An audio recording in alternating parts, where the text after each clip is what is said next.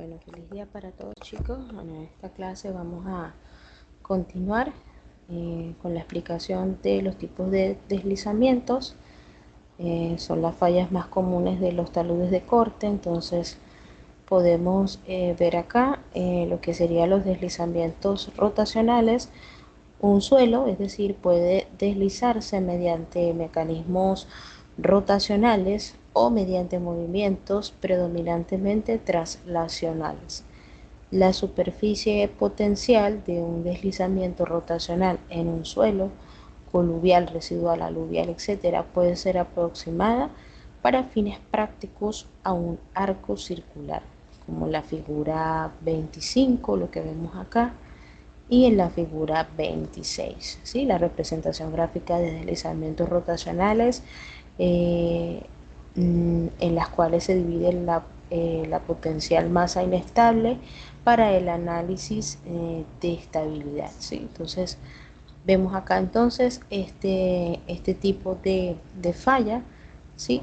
Que produce digamos como un arco circular, como lo estamos viendo acá en el gráfico, o puede ser también de esta forma, ¿sí? Entonces también esto sería lo que se refiere a deslizamientos rotacionales, ¿sí? Que ocurre como una rotación, ¿sí? O un giro. Un suelo puede deslizarse mediante mecanismos rotacionales o mediante movimientos predominantemente traslacionales, ¿sí? Esto es en conclusión. Ocurre entonces tanto deslizamientos a nivel rotacional como a nivel traslacional, ¿sí? Entonces, los deslizamientos traslacionales, como lo que vemos acá en la figura, es más que todo como el traslado, o sea, el movimiento de una masa de tierra de un lado a otro. Entonces, tienen un mecanismo representado, como lo vemos acá en el gráfico. El ejemplo más representativo de este tipo de deslizamiento ocurre en laderas constituidas por suelos residuales, donde una capa delgada de suelo descansa en contacto sobre un suelo más resistente o sobre roca, ¿sí? A veces estas capas de suelo son bastante superficiales. También la falta de vegetación puede hacer que esto ocurra, ¿sí? Que este tipo de deslizamientos ocurran. Entonces, en este caso el mecanismo de deslizamiento está controlado por dicho contacto, que es normalmente un plano paralelo a la pendiente del talud.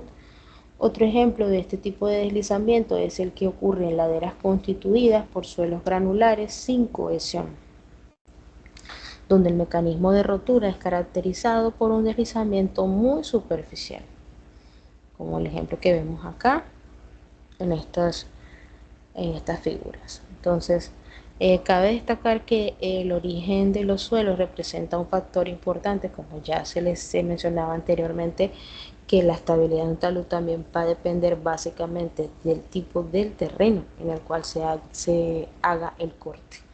Porque sí, obviamente que un corte puede representar un riesgo altísimo, una probabilidad grande de que haya un deslizamiento, ¿sí? Pero eso también va a depender de la estabilidad de ese terreno, de esa masa de suelo. Entonces, por ejemplo, un suelo coluvial de una determinada granulometría generado por la acumulación de sedimentos al pie de una ladera es por su naturaleza mucho más susceptible a problemas de inestabilidad que un suelo con la misma granulometría pero de origen aluvional o residual. Por todas estas razones, la definición de la pendiente estable para un corte en suelo requiere del análisis de muchos factores desde el punto de vista geotécnico y de la experiencia y buen juicio ingenieril, ¿sí? Entonces tenemos también los mecanismos de rotura en una masa rocosa, ¿sí?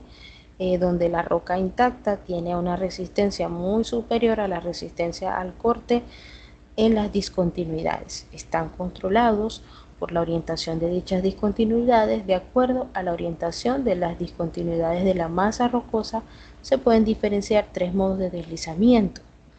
Tenemos el planar, o el plano, o el cuneiforme y el volcamiento. En los deslizamientos planares, este tipo de deslizamiento puede ocurrir cuando una discontinuidad o cuando la discontinuidad de una roca tiene un buzamiento, es decir, un ángulo de inclinación de la máxima pendiente, ¿sí? Esto es como lo estamos viendo acá. Entonces, en el mismo sentido de la pendiente del talud, ¿sí? Entonces, y con un ángulo menor. Esta condición se conoce como cinemáticamente inestable. Para la ocurrencia del deslizamiento, el ángulo de deslizamiento debe ser mayor o igual al ángulo de fricción en la discontinuidad, si es 100% persistente, es decir, totalmente continua. Esta condición se conoce como mecánicamente inestable, ¿sí? Como lo estamos viendo acá. Entonces, un trozo de ladera que tiene un buzamiento mucho menor que eh, digamos, tiene una pendiente menor a la pendiente del terreno. Entonces, generalmente pues va a ocurrir este tipo de deslizamiento, el deslizamiento planar. Ocurre cuando una discontinuidad de una roca tiene un buzamiento de inclinación de la máxima pendiente, es en el mismo sentido de la pendiente del talud. O sea, cuando el buzamiento está en el mismo sentido de la pendiente del talud. Esta pendiente va hacia acá. Y si vemos acá cómo está el buzamiento de este terreno, está hacia el mismo sentido de la pendiente del terreno. Entonces, cuando las rocas se encuentran muy meteorizadas o descompuestas o muy fracturadas, el modo de deslizamiento es independiente de la orientación de las discontinuidades. En este caso, el mecanismo del deslizamiento se asemeja al ya mencionado modo rotacional, es decir, para el caso de este tipo de suelos. Entonces vemos acá deslizamientos planares, ¿sí? Como lo vemos acá en ejemplo. También tenemos que cuando la masa rocosa contiene diferentes tipos de roca, el plano de deslizamiento se produce a lo largo de la discontinuidad en la roca, de menor resistencia al corte. Es decir, por ejemplo, si se trata de una secuencia de areniscas y lutitas o de cuarcitas y filitas, el plano se desarrolla dentro de las lutitas en el primer caso y en las filitas en el segundo caso, como lo podemos ver en la figura 30. ¿Sí? Vemos acá diferentes tipos de rocas, o sea, o de suelo o de masas rocosas, ¿sí? Como lo estamos viendo acá en la figura. Deslizamientos tenemos también de cuña o cuneiformes.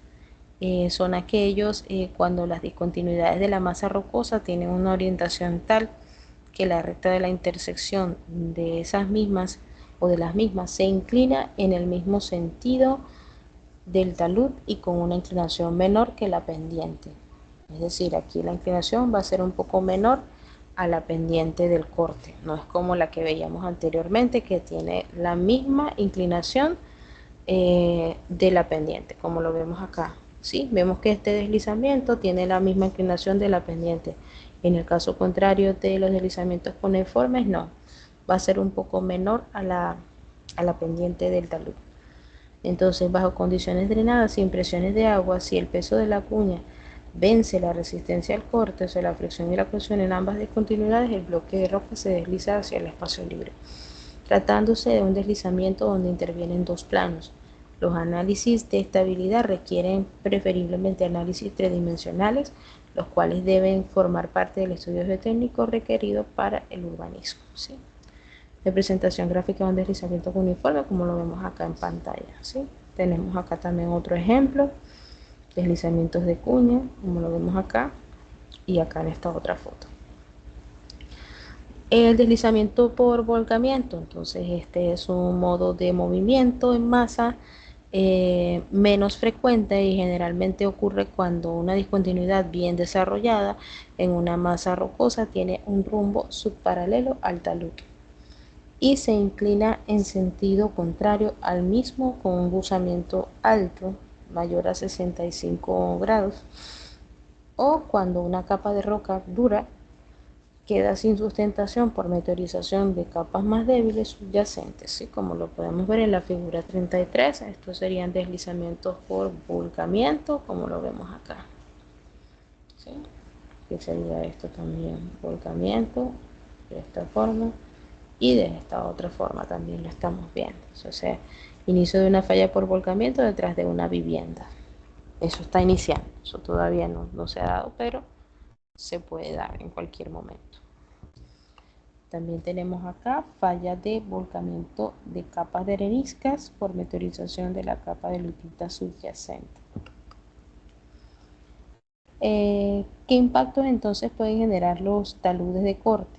No cabe duda que la ejecución de un talud de corte origina impactos importantes que deben ser identificados para proceder a aplicar los métodos correctivos correspondientes. Entonces, es conveniente enfatizar en la necesidad de evitar la práctica constructiva muy frecuente de realizar los banqueos en los taludes de corte y volcar el material sobre la ladera inferior, la cual en algunos casos constituye la margen o el margen de un río o quebrada, como lo vemos acá en la figura 35. ¿Sí?